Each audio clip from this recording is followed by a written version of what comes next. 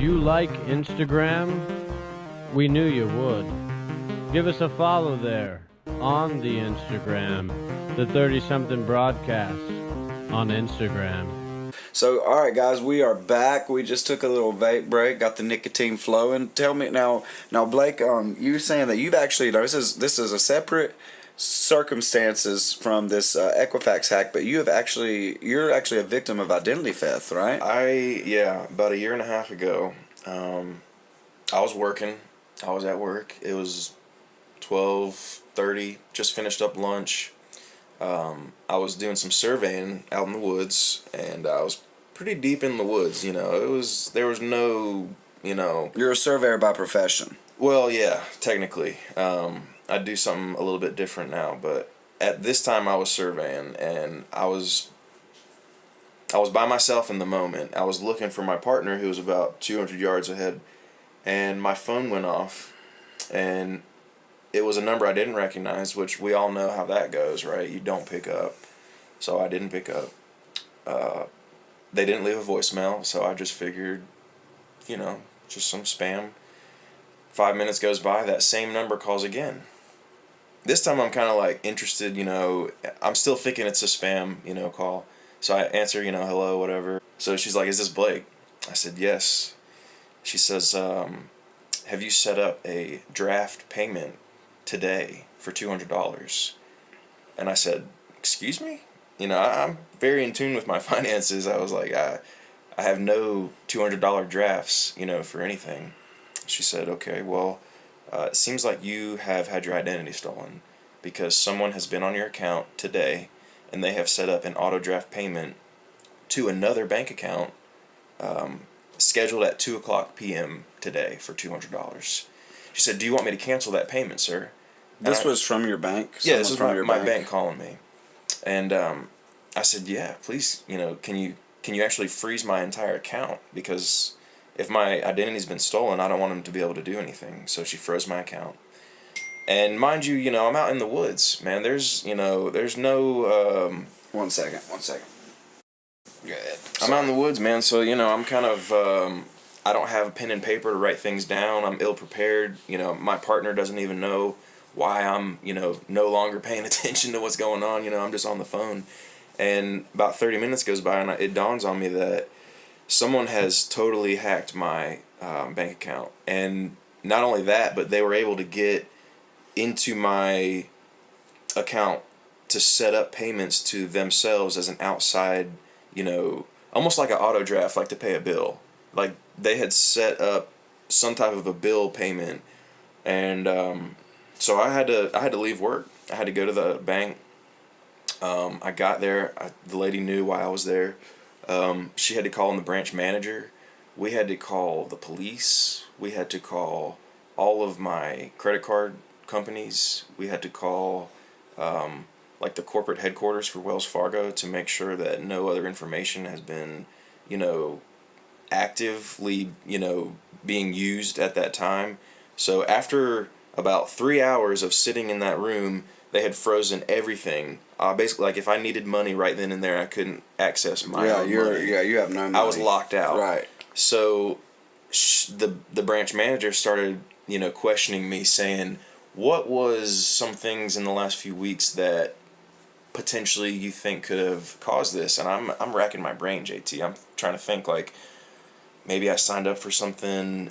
Maybe I got a spam email. Yeah, you clicked on the wrong thing. Yeah, right. and after 2 more hours and getting on the phone with a bunch of people, we figured out that somebody had hacked my Google, my Gmail. Something as simple as when your computer asks you, "Do you want to save a password?" I mean, most people would just say, "Yeah, I don't want to bother with having to type this thing in over and over again." And that's what I had done. I had set up my Google Chrome, so when I logged in as me, all of my websites, all of my information was pre-plugged. So if someone potentially got into my Google account and they typed in Wells Fargo, information's already, all they have to do is sign on. Mm-hmm. And at that point, they are signed on as me, right. Full on. They can set up payments, they could set up drafts, they could withdraw money, And that's what happened, man. They got into my Google account. They got into my Wells Fargo. They set up auto draft payment just to test the waters to see, is this guy going to notice? Because I'm sure if you're a millionaire out there and $200 goes drafted out of your account, it might take you 2 weeks to realize it. Yeah, you might assume that If it's you're going broke, to a bill. You're going to realize it real Right. quick. Yeah, if you got $300, that's Exactly. 2/3 of your money's gone. Right. Exactly. Right. So I mean, that was kind of the breakdown of how they got in, and man, that translates to this day and age. You don't need to be hitting automatically save passwords.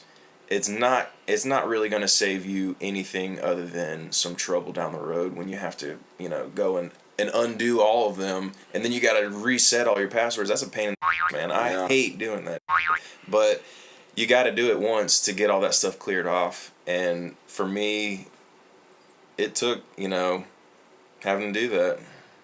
So how did you? I mean, did it all get finalized and fixed, and you weren't actually you weren't ruined by this, right? I wasn't ruined by it, and I just had to get new cards. But with that happening to you, I'm assuming that had something to do with when you saw this back to the Equifax thing. You were instantly like, I need to make sure that my stuff's okay, because I've seen it happen before. See, I've never seen it happen before. I've always seen the commercials and stuff, but I mean, why? I've never seen it happen before, No foul, man. Yeah, Until you see it in your own bank account. I mean, $200. Hey, that's scary, man. The fact that they were in my, they were me on my own bank. Yeah, that's gotta make you feel like very exposed. Yes, dude, for sure, dude. And I would imagine that it's a very tough thing to deal with, because even this, we've talked about this with this Equifax thing going on. The more I look into it and stuff, the more I'm like, wow, man, I feel so unsure about this. It's not a good feeling to have, but it's better to be. And again, we just say it all the time, to be proactive. And to say, I've got to go and make sure that this is handled properly, or I'm going to have a serious problem on my hands. Potentially could have a serious problem on my hands, And if you're trying to build a good life, like we talk about on the show, you should be on top of this, You need to be aware of what's going on with your credit, and you need to be aware of what's going on in your bank accounts. That's just adult 101. But so take it from somebody that's had his credit or his identity stolen before, and had his account, his personal checking and savings bank account compromised. Blake the Snake right here.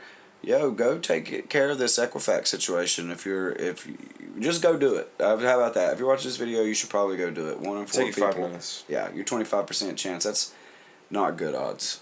That's not good odds. I feel like it's actually higher than that. I would say it probably is, because if like they didn't announce it from June to September, there's probably still more, There's more layers to this than they're bullshit, y'all. I hate to use the language, but I'm saying, don't get played twice. You already been played once. Go handle the situation and be an adult and take care of your own business. 'Cause let me tell you something. Equifax does not care about you. It's a conglomerate of. It's not even a person. It has no ego or no sympathy or no care for anyone. It's not a human. You're a number to them. Exactly. They don't. There's no personal affiliation. Equifax I was lucky that my bank took the time to let me know what was going on, because here's the true scary. If that lady had not called me at 12:30 that day, in an hour and a half that draft was going to go through, and if that first draft went through, they would have had my account cleaned out by the time I got off work. Oh, yeah, because there would have been no problem. And then what do? You know what I mean? They're still getting that money back. I guess you go buy a Social Security card for $1,000 on the black web and start a new life, man. Hey, man, I went and paid $15 a month for some good credit monitoring right after that incident happened, and it was peace of mind for me. I'll be honest. That $15 a month, I paid it for 6-7 months just to make sure, just to know that I knew, man. Every time my head hit the pillow, I was like, I'm good. And there is really no mistaking, the feeling of someone's got your information. You don't want that. You really don't want that, because that can affect your kids down the road. That can affect you getting a house. That can affect everything in your life. It all stems from credit. Unfortunately, the world we live in revolves around money. It's just the way it is. Well, look, that you know what it really does is it brings stress into your life, and we're gonna take us one more quick break, and I guess we're gonna just talk about Talk some about some stress. stress, All man. right, sounds good. We'll be right back, guys. Cousin Carter, bring us in. You know, it's always a good time when you subscribe to the 30-something broadcast on iTunes. Don't worry, we'll still be there on iTunes. Follow us.